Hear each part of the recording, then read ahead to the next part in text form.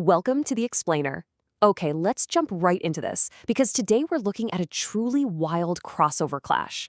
We've got an unbelievable roster of characters meeting on one battlefield, and we're zeroing in on one central question. How exactly does escalating raw power take the ultimate victory? Specifically, we're going to break down how Naruto's three-stage strength multiplier completely dictates the flow of combat. It's like a heavyweight title fight, so let's get into it.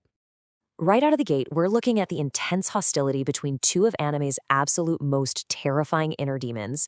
Yuji and Naruto come face to face, but, it's not actually the heroes taking the wheel here. Kurama, the nine tails inside Naruto, instantly senses a presence he just absolutely despises.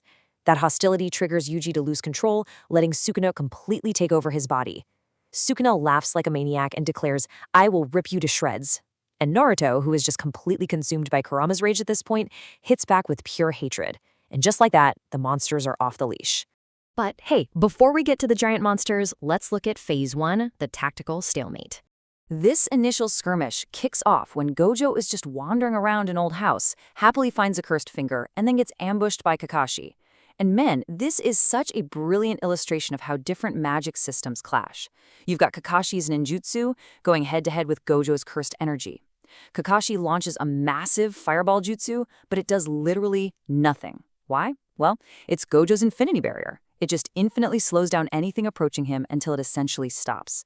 Kakashi even tries a surprise attack from behind using a shadow clone and his lightning blade, but there's just no piercing that impenetrable defense. Gojo counters with red, leaves a massive crater, and then traps Kakashi in his terrifying unlimited void domain. Kakashi realizes he's completely frozen and desperately activates Kamui to try and warp space. But right as Kakashi uses Kamui to try and crack that unlimited void, something totally unpredictable happens. Might Guy hilariously crashes the party.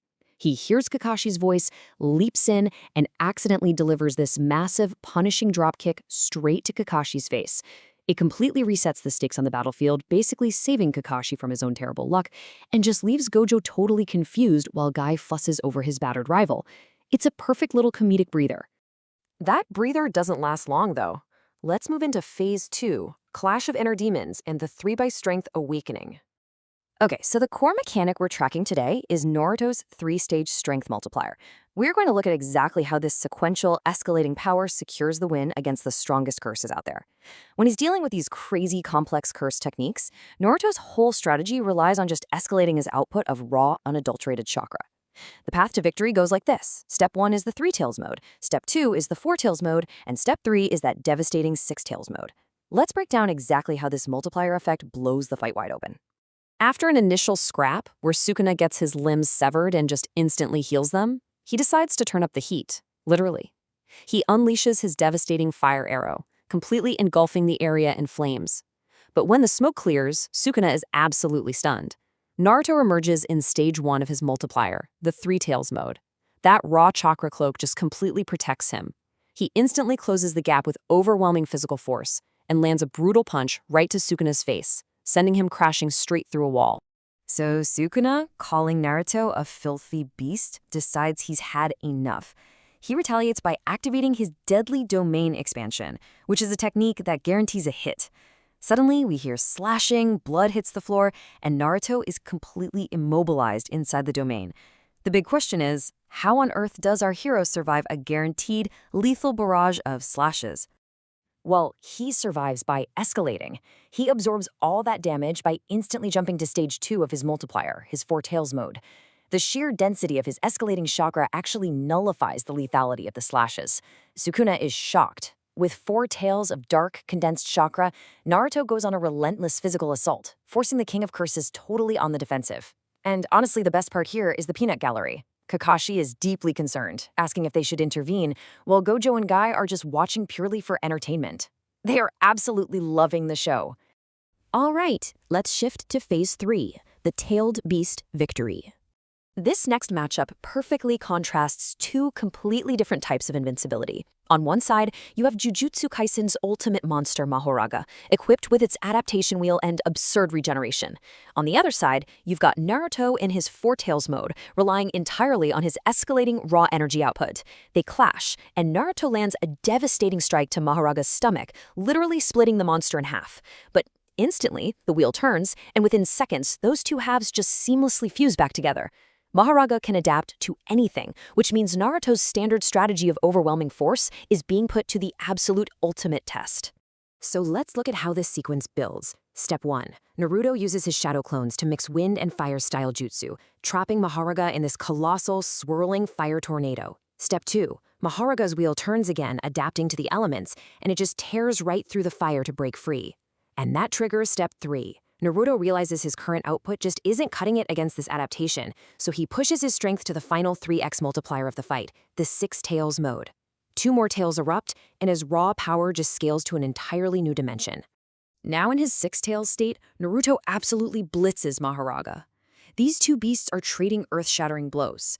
Punches, kicks, and shockwaves are just tearing up the landscape. Naruto unleashes a relentless barrage of energy blasts, giving Mahoraga literally zero time to adapt to the changing nature of the attacks. Which brings up the ultimate question about Mahoraga's broken healing factor. Can it adapt if there is absolutely nothing left to regenerate from? The answer is a resounding no. To guarantee the win, Naruto gathers all of his terrifying, scaled-up energy and fires a colossal tailed beast bomb. The blast lights up the entire sky, and when the dust finally clears, Mahoraga is just gone, completely vaporized. There's no trace of the monster left, except for its metallic wheel just lying motionless on the ground. This decisively proves that when pushed to the absolute limit, escalating Jinchuriki power wins. Naruto's 3x strength multiplier fundamentally outpaced the speed of adaptation. Whew, okay. After that apocalyptic climax, we're gonna cool things down with Phase 4, pure taijutsu showdown. Stepping away from the massive energy blasts, we've got two fighters relying solely on hand-to-hand combat. Toji is watching the chaos from above and figures it's an easy payday to wipe out the survivors. But Rock Lee intercepts him with a leaf whirlwind. Lee quickly figures out Toji isn't using cursed energy, and Toji's pretty amused that Lee doesn't seem to have any magic either.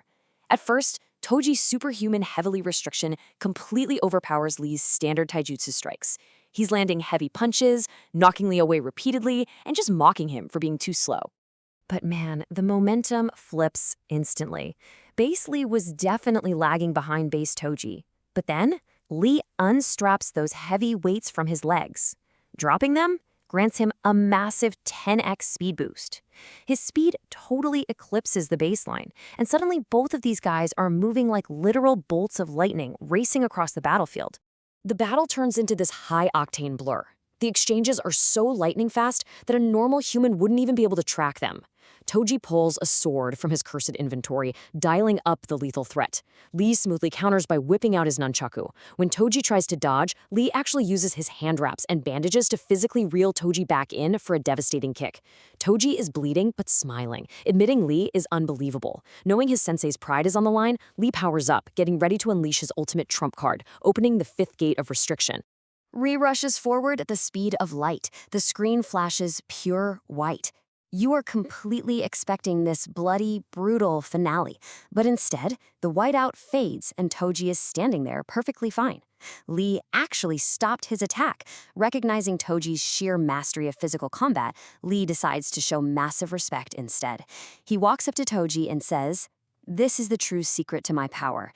If you wear this, you will become stronger too," and hands over his absolute most prized possession.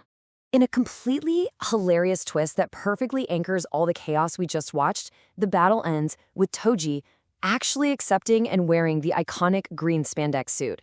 The entire battlefield just goes dead silent in shock. Toji is standing there reflecting on how he's fought monsters and death itself, but he has never met someone quite like Rock Lee. And right then, a newly arrived Gojo spots Toji in the bright green jumpsuit and is completely baffled, asking if they've met before. Toji just plays along and brushes it off. It is an absolutely priceless conclusion. And that brings us to the end of today's deep dive. This whole wild conclusion leaves us with a fascinating question. If escalating tail beast strength multipliers and the undeniable power of youth can completely tame the most dangerous monsters of this universe, whose abilities should we break down next? Think about the strategic depth we uncovered today, and specifically how Naruto's escalating 3x strength wins out by narratively breaking complex magic systems. Keep analyzing, keep learning, and I'll catch you in the next explainer.